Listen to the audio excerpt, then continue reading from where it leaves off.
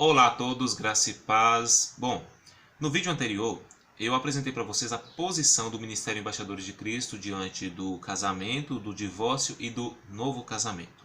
No vídeo de hoje irei apresentar para vocês alguns versículos polêmicos pelo fato de terem sido mal interpretados e algumas vezes são alvos da ignorância, da falta de conhecimento das pessoas em relação ao que de fato estes mesmos textos têm a dizer sobre a questão do casamento, do divórcio e do novo casamento. Como são muitas referências, eu começarei a expor os versículos para vocês, e o primeiro deles, a primeira referência, é um que encontra-se na lei de Moisés, no livro de Deuteronômio, capítulo 24, verso 1, que diz assim: se um homem casar-se com uma mulher e depois não a quiser mais por encontrar nela algo que ele reprova, dará certidão de divórcio à mulher e a mandará embora.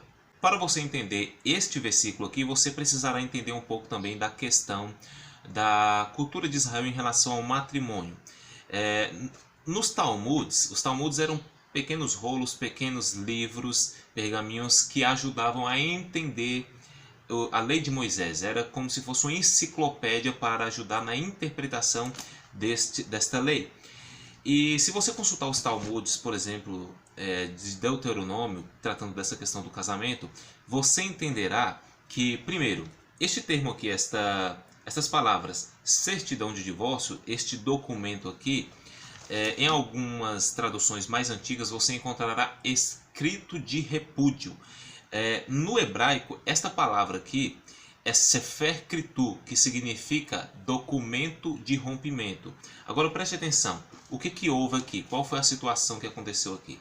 Houve um casamento, o homem se casou com sua esposa, entretanto, ele encontrou nela algo que ele não gostava. Alguns apoiam firmemente, unicamente, que isso que ele não gostava já está vinculado diretamente à prática do adultério. Entretanto, conforme eu disse, se você pesquisar no Talmud, pesquisar em outras fontes, você entenderá que o motivo que levou ao marido solicitar o Sefer Kritu, ou documento de divórcio, ou escrito de repúdio, eram questões relacionadas à personalidade da mulher, como por exemplo, no caso se ela não fosse uma boa mãe, não fosse uma boa esposa, no caso se ela não se apresentasse bem diante da sociedade ou a sua postura dentro do templo. Neste caso, se este homem encontrasse algum motivo, como nos exemplos que eu acabei de dar, que ele reprovava nesta mulher, ele poderia ir até o tribunal e solicitar o documento de rompimento, a certidão de divórcio. Entretanto, não era tão fácil conseguir este documento de rompimento. Por quê? Porque além de não ser fácil, também não saía barato, pois este homem teria que arcar com várias despesas, como por exemplo, emissão de documentos, o envio destes documentos, testemunhas para provarem aos juízes, aos rabinos no caso, aos sacerdotes, que este casamento já estava praticamente falido. Caso ele conseguisse esse documento de rompimento e mandasse a sua mulher de volta para a casa dos seus pais, ele teria que arcar ainda com 1 ano de pensão a esta mulher. Se no caso tivessem filhos, ele teria que ainda arcar com a pensão dos filhos e ainda deixar uma herança para os mesmos. Sendo assim, era muito difícil conseguir esse documento de divórcio, essa certidão de divórcio, porque a tendência era dificultar mais e mais o divórcio a fim de haver uma possível reconciliação entre o casal. Quando acontecia algum noivado em Israel, os noivos recebiam um documento chamado do Ketubá, que significa contrato de casamento ou simplesmente acordo matrimonial. E neste acordo matrimonial, ou seja, no Ketubá, constava, por exemplo, o dote que o marido, o noivo, deveria pagar à família da noiva, ao pai da noiva, pelo casamento. Se a família viesse a arcar com todas as despesas da festa ou durante esse período do noivado, quando houvesse a dissolução do casamento, quando ocorresse o divórcio, quando ele viesse solicitar o Sefer Kritu, o documento de divórcio, ele teria que devolver todos esses gastos à família da moça, e ali constavam outras observações morais, como por exemplo fidelidade, lealdade, e todo o seu compromisso que ele deveria ter em relação à noiva. Agora preste atenção, neste caso aqui houve um casamento e o marido encontrou algo que ele não gostava em sua esposa e solicitou sefer kritur, o documento de rompimento do casamento. Se ele chegasse diante do tribunal e dissesse: eu quero solicitar o documento do divórcio porque essa mulher ela é uma má esposa, ela não é uma boa mãe, então ele teria que ter a consciência de que ele teria que arcar com todos estes gastos para levar esse processo adiante. Então havia sim divórcios, um número até expressivo, mas não essa monstruosidade como, por exemplo, aconteceu aqui em 2011 no Brasil. Este versículo aqui, essa exceção na lei de Moisés, acompanhou os sacerdotes, os mestres da lei, a velha vida religiosa, a tradição religiosa, até os tempos de Cristo, chegando no farisaísmo, chegando nos sacerdotes, nos mestres da lei, e ela foi responsável por fazer estes homens esquecerem do plano original de Deus para o casamento, conforme consta em Gênesis capítulo 1 e também em Gênesis capítulo 2, que o casamento ele é vitalício, que quando alguém assume um compromisso com uma pessoa, é para a vida inteira, ou seja, Deus uniu naquele momento, então não pode ser dissolvido ou desfeito, senão pela morte de um dos cônjuges. Chegando no Novo Testamento, nós vemos Jesus, descrito em Mateus capítulo 5, ele discorrendo basicamente a lei da graça, a lei do Evangelho de Deus, mas usando a mesma lei de Moisés para mostrar aos israelitas como de fato se cumpria essa lei. E era como se ele estivesse dizendo: vocês fizeram errado a vida inteira, vocês não aprenderam nada. E ele coloca toda aqueles caminhos religiosos mais influentes da época, os essênios, fariseus, zelotes, os saduceus, contra a parede, na contramão dos seus ensinamentos. Então, quando ele chega na exposição da lei de Moisés sobre o adultério e sobre o divórcio, ele diz algo surpreendente. No livro de Mateus, capítulo 5, verso 27, Jesus vai tratar do adultério. O subtítulo é o adultério. Adultério, no hebraico, é tineaf. Lá na lei de Moisés, o 7º mandamento era: não adulterarás. No caso ali é lo tineaf. Lo tineaf significa basicamente não falsificarás. Neste caso, o contexto já explica que Deus queria fidelidade e lealdade entre os casais, na vida conjugal. Então, quando alguém se envolve em um outro relacionamento extraconjugal, em um relacionamento extraconjugal, ele está falsificando o casamento. Esse casamento é ilegítimo, ele está falsificado. Isso é adultério. Então Deus diz aos israelitas lá na lei: lo tineaf, não adultere, não falsifique o casamento. No Novo Testamento nós encontramos Jesus dizendo isso: não falsifique o casamento. No versículo 27 ele diz: vocês ouviram o que foi dito, não adulterarás. No grego, adultério é moscheia, que tem o mesmo significado de lo tineaf, não falsifique a vida conjugal. Como é que falsifica a vida conjugal? É o que nós vamos ver na sequência destes versículos. Diz assim no verso 27. Vocês ouviram o que foi dito. Dito aonde? Na lei. Não adulterarás. Hebraico, lo tineaf. No grego, adultério é moscheia, não falsifique o casamento. Vocês ouviram o que foi dito. Não adulterarás. Mas eu lhes digo: qualquer que olhar para uma mulher para desejá-la, cometeu adultério com ela no seu coração. Se o seu olho direito fizer pecar, arranque-o e lance-o fora. E é melhor perder uma parte do seu corpo do que ser todo ele lançado no inferno. E se a sua mão direita o fizer pecar, corte-a e lance-a para fora. É melhor perder uma parte do seu corpo do que ir todo ele para o inferno. Quando Jesus ele diz isso aqui, ele discorre diante dos israelitas, principalmente os líderes religiosos, sacerdotes, fariseus, mestres da lei, a hipocrisia deles de apoiar tanto naquela lei de Moisés para solicitar o divórcio, que muitos acusavam que uma desses motivos de reprovação que constava lá na exceção da lei de Moisés era o adultério. Ele também menciona que o pecado do adultério não acontece, não começa ali na prática. Muito pelo contrário, já começou antes, no coração, quando você desejou. Por isso que no versículo 29, ele vai dizer: se o seu olho te condena, ou seja, a partir do momento que você vê, você tem uma intenção, você já deseja. E neste caso você já pecou. No versículo 30, ele vai mencionar que não é somente desejar, é consumar o pecado. Por isso que ele menciona as mãos. Mãos está se referindo à prática, a obras, a trabalhar em função de consumar aquilo que estava desejando antes. E pelo contexto, nós podemos perceber Cristo denunciando o que estes homens já estavam desejando antes: o adultério, se envolver em um novo relacionamento. Então Jesus ele coloca estes homens contra a parede, mostrando agora que a lei mudou, que antes, para ser considerado adultério, tinha que pegar no flagra, tinha que ter testemunhas. Agora ele diz, não, se você desejar no seu coração, se você ver, desejar, ter a intenção de cobiçar, você já adulterou. A prática, a consumação do pecado, se você não se atentar, se você não ser prudente, é questão de tempo para acontecer. No versículo 31, outro versículo mal interpretado, ele vai advertir sobre a questão do divórcio. Está escrito assim: foi dito, aquele que se divorciar de sua mulher deverá dar-lhe certidão de divórcio. Onde é que está escrito isso? Lá na exceção de Moisés, em Deuteronômio capítulo 24, aquele que se divorcia da sua mulher deve dar a ela o documento de rompimento.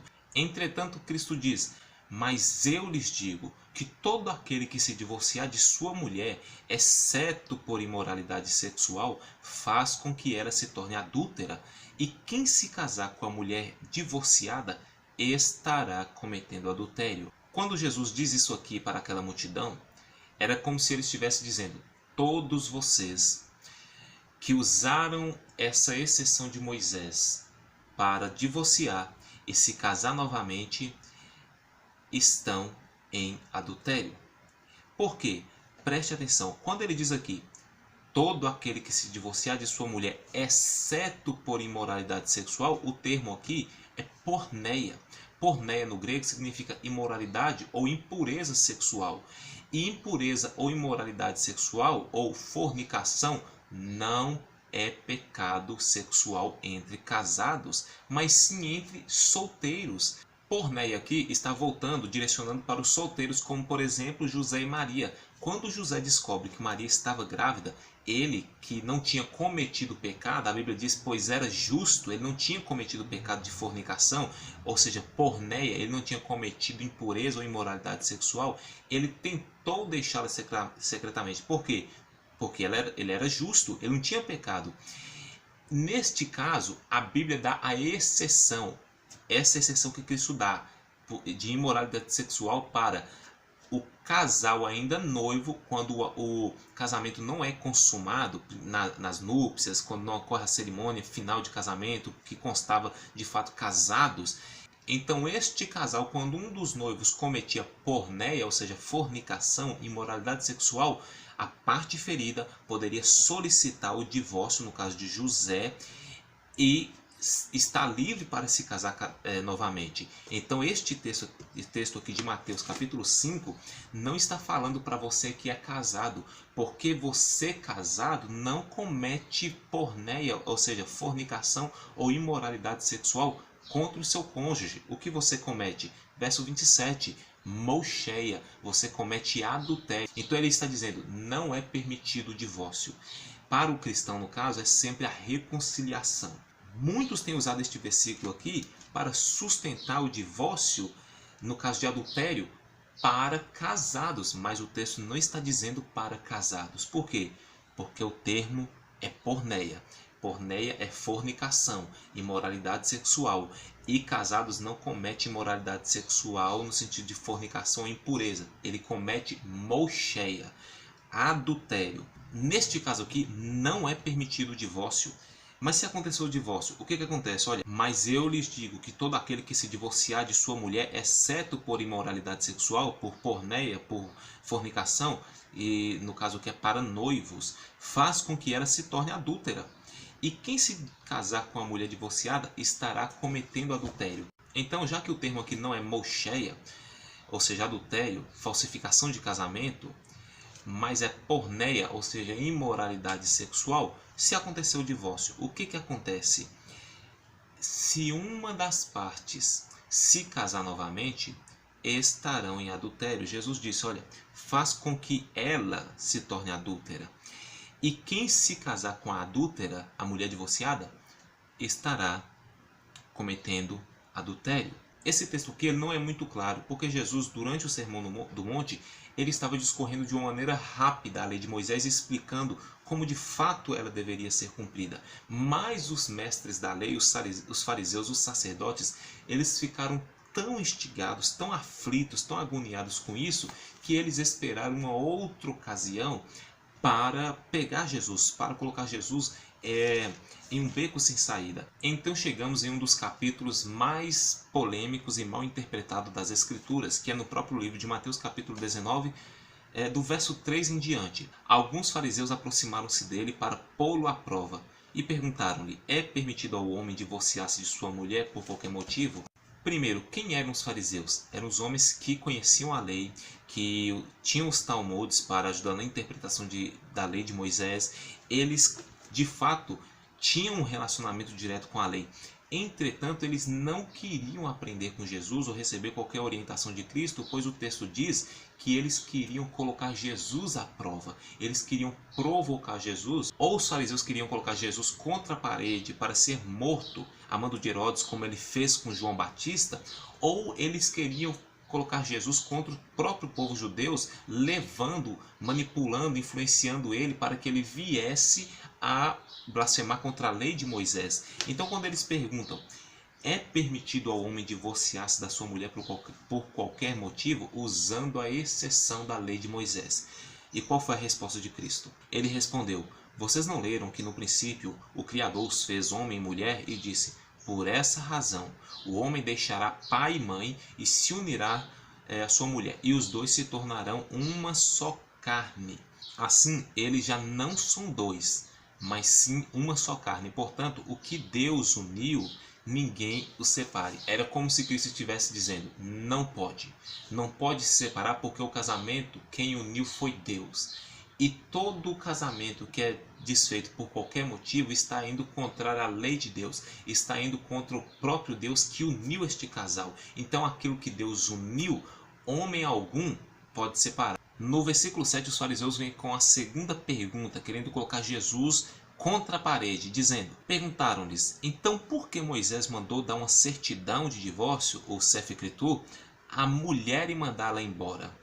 Jesus respondeu, Moisés permitiu que vocês se divorciassem de suas mulheres por causa da dureza do coração de vocês, mas não foi assim desde o princípio.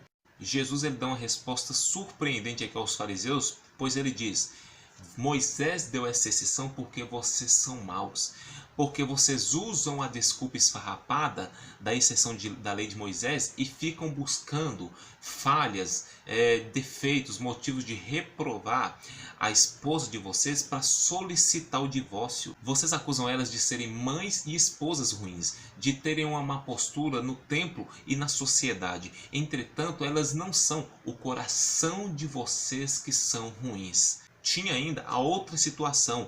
Estes homens sabiam que a única maneira, a única exceção que dava para um novo casamento era a viuvez. E quando Cristo disse que o coração destes homens eram maus, que eles eram maus, significava que eles estavam ao ponto, para se envolver em um novo relacionamento, estavam chegando ao ponto de desejar matar as próprias esposas, a própria esposa, para poder se envolver em um novo relacionamento. Era como se Cristo estivesse dizendo, para evitar que um mal maior acontecesse, Moisés deu essa exceção. Mas no princípio onde? Lá em Gênesis capítulo 1, em Gênesis capítulo 2, quando Deus uniu o casamento e fez de ambos uma só carne, não foi assim. Agora nós vamos entrar em um dos versículos mais mal interpretados das Escrituras, Mateus capítulo 19, verso 9. Eu lhes digo que todo aquele que se divorciar de sua mulher, exceto por porneia, exceto no noivado, se algum dos cônjuges descobriu que no noivado foi traído pelo seu companheiro, e se casar com outra mulher, estará cometendo adultério. Esse termo não era para casados, para indicar um pecado cometido por pessoas casadas, mas sim por pessoas noivas que estavam em um compromisso de casamento, mas que não tinha acontecido o casamento ainda, como no caso de José e Maria. Então, neste caso, exceto por essa situação, a não ser por essa situação, todo tipo de divórcio, além de não ser permitido, o recasamento, o novo casamento, baseado neste versículo, está em desobediência com as Escrituras. Mas alguém pode dizer, não, eu creio que pode se casar de novo porque a parte inocente ela não teve culpa, ela foi ferida. Bom, se você usa esse versículo para apoiar esta situação, você está errado. Primeiro que o versículo, aliás, o subtítulo, ele já começa mostrando o motivo do diálogo aqui, da discussão. A questão do divórcio. Em algumas traduções mais antigas você vai encontrar somente o divórcio. Não diz o divórcio e o novo casamento. Não menciona isso. Quando os fariseus, o segundo ponto é esse, quando os fariseus vieram perguntar a Cristo, eles não perguntaram, Jesus, é lícito divorciar da mulher por qualquer motivo e casar de novo? Não. Eles só perguntaram, é lícito divorciar da sua mulher por qualquer motivo? Então Jesus diz, não. O divórcio não é permitido a não ser no noivado, quando um dos cônjuges trai, antes que o casamento seja consumado. Neste caso, é permitido tanto o divórcio quanto o novo casamento. Em nenhum momento neste versículo Jesus vai dizer, todo aquele que se divorciar de sua mulher, exceto por imoralidade sexual, e se casar com outra mulher, estará cometendo adultério, e a parte ferida pode se casar novamente. A mulher que foi traída pode se casar novamente. Diz isso aqui? Não, não diz. Primeiro que apresenta a parte inocente somente uma vez.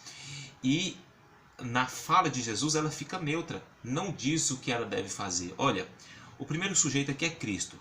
Eu lhes digo que todo aquele, o segundo sujeito, no caso aqui o homem, todo aquele, o homem que se divorciar de sua mulher, o terceiro sujeito, a mulher, exceto por imoralidade sexual, e se casar com outra mulher, estará cometendo adultério. Pronto, terminou aqui. Não menciona nada a mais sobre a parte inocente. Neste caso, ela de fato foi a vítima, mas em nenhum momento você pode usar este versículo dizendo que Jesus disse que a parte inocente poderia se casar novamente, quando Jesus não diz isso. E neste caso seria distorcer e inverter as Escrituras. Assim como Mateus capítulo 5, o capítulo 19 ainda é um pouco camuflado nessa questão. E por essa razão muitos distorcem ele, alegando que a parte inocente está livre para casar de novo. Entretanto, nós iremos entender o que Mateus não disse, o que não está escrito em Mateus, em Marcos capítulo 10. É a mesma situação. Do versículo 1 ao versículo 9, Marcos vai apresentar a mesma situação de Mateus. Só que a partir do versículo 10, Marcos vai mostrar o que aconteceu depois, quando eles chegaram em casa, provavelmente na casa de Pedro. E ele vai dizer assim, quando estava em casa novamente, os discípulos interrogaram Jesus sobre o mesmo assunto. Qual assunto? O assunto do divórcio, que os fariseus tentaram provocar Jesus, pô-lo à prova anteriormente. Ele respondeu, todo aquele que se divorciar de sua mulher e se casar com outra mulher, estará cometendo adultério contra ela. E se ela se divorciar de seu marido e se casar com outro homem, estará cometendo adultério. Agora ficou muito claro. Jesus explicou com todos os detalhes. O que ele quis dizer aqui?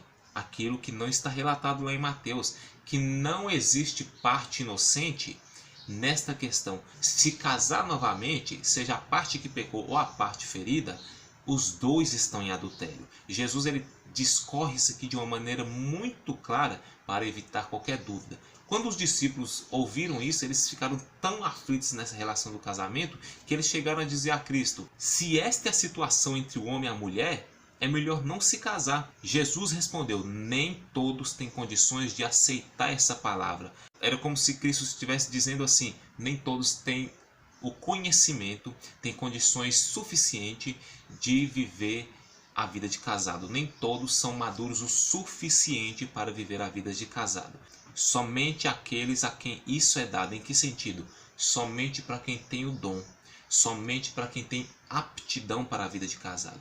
Você que tem o dom que está inclinado para a vida de casado, nem invente viver a vida de solteiro, porque você vai pecar, vai ser infeliz, você vai adoecer. Agora você que tem o dom para ser solteiro, o dom para o celibato, para ser eunuco, nem invente se casar, porque você sofrerá, você ficará doente, você será infeliz nesse relacionamento. Verso 12.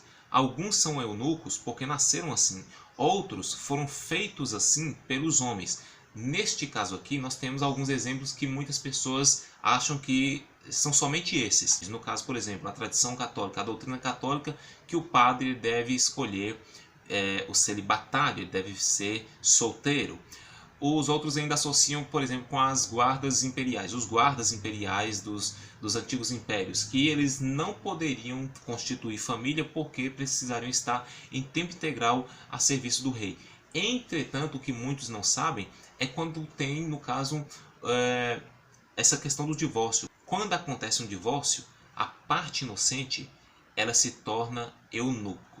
Ela não pode se casar novamente. E é por isso que Jesus diz: outros foram feitos assim pelos homens.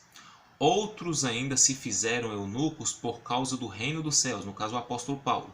Quem puder aceitar isso, que aceite. Aí de repente alguém pode dizer: Rafael, isso é muito injusto. Eu não acredito, eu não aceito isso, não acredito que eu tenho que viver um celibato eterno até o último dia da minha vida, se não foi eu o culpado, se não foi eu que cometi o pecado. Bom, primeiro, não é injusto.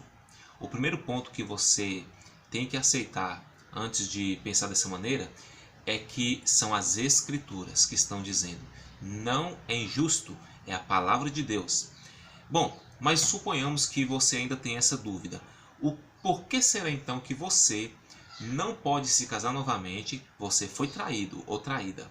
E por que você não pode se casar novamente de acordo com as Escrituras? Diz assim em Romanos capítulo 7, a partir do verso 2. Por exemplo, pela lei, a mulher casada está ligada ao seu marido enquanto estiver vivo. Enquanto ocorreu o divórcio? Não. Enquanto ele estiver vivo. Enquanto ele não morrer, as Escrituras dizem que esta pessoa está ligada ao seu cônjuge. E ainda continua dizendo: mas se o marido morrer, ela estará livre da lei do casamento. E o que significa isso? Mesmo que você e o seu cônjuge estão divorciados, você ainda está ligado a ele ou a ela pela lei de Deus, pela lei do Senhor. Entretanto, se vocês estão divorciados ou até mesmo casados, se um dos dois vier a morrer, então esta pessoa ela está livre da lei do casamento. O versículo 3 diz: por isso, se ela se casar com outro homem enquanto seu marido ainda estiver vivo, mesmo que esteja divorciado, será considerada adúltera. Mas se o marido morrer, ela estará livre daquela lei, e mesmo que venha a se casar com outro homem, não será considerada adúltera. Quando você se casou, você assumiu um compromisso com esta pessoa de que a única forma de dissolver esse compromisso, esse casamento, seria a morte. Entretanto, quando vocês se apartaram, se divorciaram e você se casou novamente, diante dos olhos de Deus, você está falsificando o casamento. Por quê? Porque o seu ex-cônjuge ainda não morreu, está vivo. E você falsificou o casamento como? Se casando com outra pessoa. Então você, perante os olhos de Deus, está casada 2 vezes. E isso é adultério. Em Malaquias, capítulo 2, verso 13, diz assim: a outra coisa que vocês fazem: enchem de lágrimas o altar do Senhor, choram e gemem, porque ele já não dá atenção às suas ofertas, nem as aceita com prazer. E vocês ainda perguntam: por quê? É porque o Senhor é testemunha entre você e a mulher da sua mocidade, pois você não cumpriu a sua promessa de fidelidade, embora ela fosse a sua companheira. Esse termo aqui, companheira, no original é amiga fiel. Então o que Deus está dizendo aqui? Olha, você não cumpriu com a sua promessa de fidelidade, embora ela fosse sua amiga fiel. Embora ela foi fiel a você, você não foi fiel a ela. E o texto continua dizendo: a mulher do seu acordo matrimonial. Lembra aí o que é acordo matrimonial? Ketubá. É o contrato de casamento. Quando lá no princípio você fez um acordo que seria fiel a essa pessoa, no noivado ainda, que seria leal a ela. O Ketubá. Então Deus está dizendo, você não foi fiel à sua amiga fiel.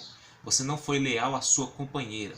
Embora ela tenha sido fiel a você, você quebrou o contrato de casamento, o acordo matrimonial que você prometeu lá no início.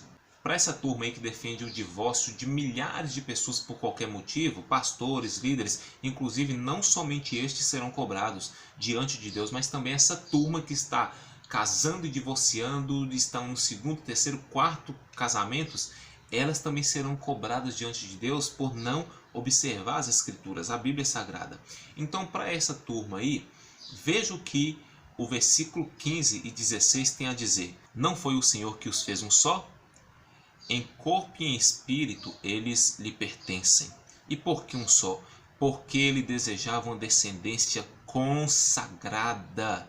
Portanto, tenham cuidado. Ninguém seja infiel à mulher da sua mocidade. Agora preste atenção no versículo 16. Eu odeio o divórcio. Eu odeio o repúdio.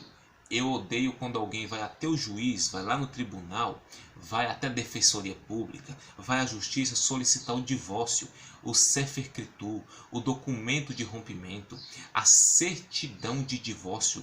Eu odeio isso. E vocês não sabem o quanto o Senhor está irado diante desses milhares e milhares de divórcios, diante desses milhares e milhares de novos casamentos que estão sendo realizados. Eu odeio o divórcio, diz o Senhor, o Deus de Israel, e também odeio o homem que se cobre de violência, como se cobre de roupas, diz o Senhor dos Exércitos. Por isso, tenham bom senso, não sejam infiéis.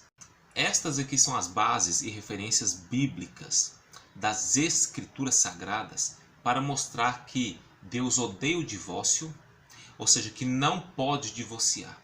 O cristão não pode tomar decisão de divorciar. Antes, sempre a reconciliação. E também são as bases mais que suficientes. Aliás, para o cristão nem precisava estar falando isso aqui. Essas pessoas elas têm de fato que demonstrar que o casamento é um exemplo, um símbolo do relacionamento de Cristo com a igreja. Todos os dias a igreja trai Cristo. Todos os dias a igreja peca contra Cristo, blasfema, é infiel a Cristo. Entretanto, Cristo não diz, você me traiu, eu vou me divorciar. Eu vou te dar a carta de divórcio e vou encontrar outra igreja para mim. Não. O que Cristo faz? Ele perdoa. Ele reconcilia com a igreja todos os dias. Ele é pacífico. Ele é misericordioso. Ele se compadece. Ele faz de tudo para manter o relacionamento e o convívio vivo com a sua igreja. Então, por parte do cristão, quando é que ele pode solicitar o divórcio? De acordo com as Escrituras, nunca. Ele deve sempre priorizar a reconciliação, ele deve sempre insistir no relacionamento, apostar quantas vezes for necessário, perdoar, ser misericordioso, ter sabedoria, ser compassivo, para então demonstrar tanto ao mundo quanto ao marido ou à esposa, por exemplo, que não é cristão, que não são cristãos, que isto seria a ação de Cristo em um relacionamento. Agora eu vou para um dos capítulos mais mal interpretados das Escrituras. 1 Coríntios capítulo 7. Rapaz, o verso 10 e 11 diz assim: aos casados dou este mandamento, não eu, mas o Senhor. A ideia que o apóstolo Paulo quer transmitir aqui é que este mandamento que ele dá aos casados, ele recebeu do próprio Cristo. É esta a orientação que Cristo dá para os casados. Então, quando ele diz aqui, este mandamento eu dou aos casados, não eu, mas o Senhor, é como se ele estivesse dizendo, veja o que Cristo diz sobre o casamento. Aos casados, dou este mandamento, não eu, mas o Senhor, que a esposa não se separe do seu marido, mas se o fizer, que permaneça sem se casar, ou então reconcilie-se com seu marido, e o marido não se divorcie da sua mulher. Primeiro ponto desse versículo aqui. Quando Paulo diz aos casados, ele está dizendo a cristãos, casado com cristãos. Logo o mandamento é para casais de cristãos. Então ele diz que a esposa não se separe do seu marido. Lembrando que no termo grego, esposa está sempre se referindo à mulher casada. Então Paulo diz que a esposa não se divorcie do seu marido. Mas e se porventura acontecer a infelicidade do divórcio? Qual é o mandamento? Que permaneça sem se casar. Ou seja, permaneça divorciada. Por quê? Porque se casar de novo, de acordo com Mateus capítulo 5, de acordo com Mateus capítulo 19, de acordo com Marcos capítulo 10, estará entrando em adultério. E o marido também não deve se divorciar da sua esposa, porque se divorciar, será induzido a se casar novamente e estará também em adultério. No versículo 12, o apóstolo Paulo diz: aos outros eu mesmo digo isto, não o Senhor. A ideia que o apóstolo Paulo traz aqui é que ele agora vai dar uma opinião para o melhor convívio do casal. O verso diz: aos outros eu mesmo digo isto, não o Senhor. Se um irmão tem mulher descrente e ela se dispõe a viver com ele, não se divorcie dela. E se uma mulher tem marido descrente e ele se dispõe a viver com ela, não se divorcie dela. Outro ponto importante deste versículo aqui é que quando o apóstolo Paulo ele diz aos outros, ele está se referindo a casais de cristãos com não cristãos. Então, quando uma das partes é cristã e a outra não. Então o apóstolo Paulo diz, se existe algum irmão que é casado com um não cristão, um crente que é casado com um descrente, e o descrente se dispõe, deseja viver com ele, não se divorcie dele pelo fato dele ser descrente. Por quê? Porque o cristão ele tem uma influência espiritual sobre o marido e também sobre os filhos. Veja o que diz o versículo 14. Pois o marido descrente é santificado por meio da mulher, e a mulher descrente é santificada por meio do marido. Se assim não fosse, seus filhos seriam impuros, mas agora são santos. Agora chegou onde eu queria. Versículo 15. Este versículo aqui, infelizmente, ele é um dos mais mal interpretados e usados para sustentar os divórcios entre cristãos. Preste atenção no versículo. Todavia, se o descrente separar-se, que se separe. Em tais casos, o irmão ou a irmã, o crente, o cristão, não fica debaixo de servidão. Deus nos chamou para vivermos em paz. Preste atenção. Muitos usam este versículo aqui para dar um respaldo para não somente o divórcio, mas também até mesmo que não menciona, alguns dizem que mencionam, mas o texto não diz. Mencionam que é possível se casar novamente e não encontramos nada em relação a isso neste versículo. Primeiro, vamos entender algo. Os versos 10 e 11, o apóstolo Paulo ele vai dar um mandamento para casais cristãos. Do verso 12 ao verso 16, o apóstolo Paulo ele vai tratar de outra situação, de um casal que é composto por um cristão e um não cristão. No versículo 15 ele diz: se o descrente quiser se divorciar, que se divorcie, se separar, que se separe. Por quê? Conforme nos versículos anteriores, do versículo 10 até o versículo 14, o apóstolo Paulo demonstrou claramente que a única direção, a única iniciativa do cristão é sempre a reconciliação, ou pelo menos deveria ser. Sempre o perdão, sempre a misericórdia, sempre se compadecer, sempre ser pacífico para preservar o matrimônio. Agora que no versículo 15 a situação é outra.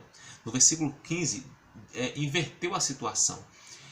Mostra que o descrente ele quer se separar. Está escrito assim: todavia, se o descrente quiser se separar, quem? O descrente quiser se separar, que se separe. Preste atenção, a iniciativa de divórcio não partiu do cristão, partiu do descrente. Por quê? Os versos 10 até o 14, a iniciativa do cristão é reconciliação.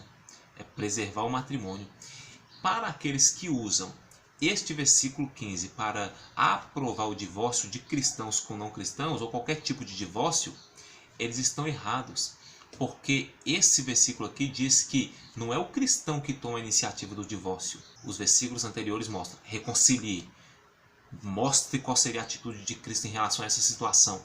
Entretanto, se você usa este versículo para apoiar o divórcio, você terá que afirmar que o apóstolo Paulo ele cometeu um equívoco. Ele estava enganado nos versículos 10 e 11 quando diz que a única iniciativa do cristão diante dessa situação de um possível divórcio é sempre preservar pela reconciliação. Que a esposa não se separe do seu marido, mas se o fizer que permaneça sem se casar, ou então reconcilie-se com seu marido. Então como é que aqui no versículo 10 ele diz que tem que permanecer divorciado ou se reconciliar com seu marido? E lá no versículo 15 ele vai mudar a opinião dizendo que pode divorciar sim, e que, mesmo que ele não disse, muitos usam esse verso dizendo que pode se casar de novo.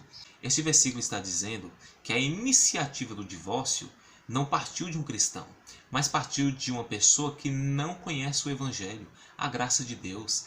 Ele não sabe o que é misericórdia, reconciliação, ele não sabe o que é perdão. E por essa razão, a Bíblia diz: se o descrente quiser ir embora, deixe ir. Se ele quiser se divorciar, se separar, deixe que ele vá. Neste caso, o que acontece? O irmão ou a irmã não fica debaixo de servidão. É aqui que mora o perigo.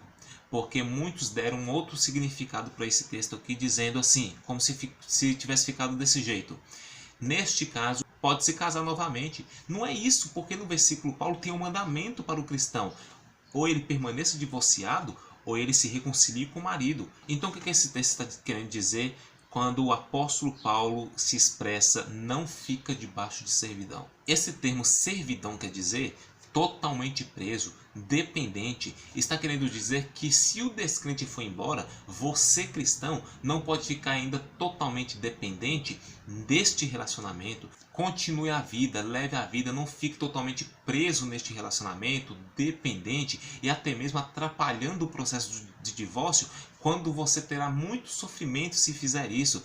Você pode cuidar dos filhos, você pode se envolver em uma atividade social, praticar um hobby, você pode ser feliz dessa maneira, porque o versículo continua dizendo: Deus nos chamou para vivermos em paz. Em paz como?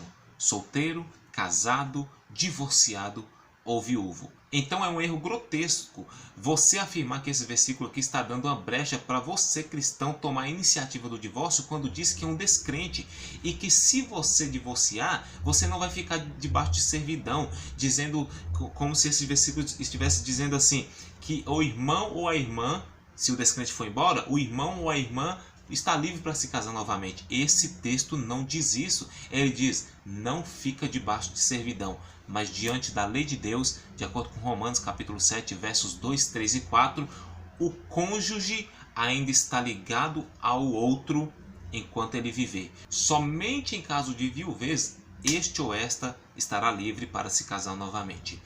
Então Deus nos chamou para a paz.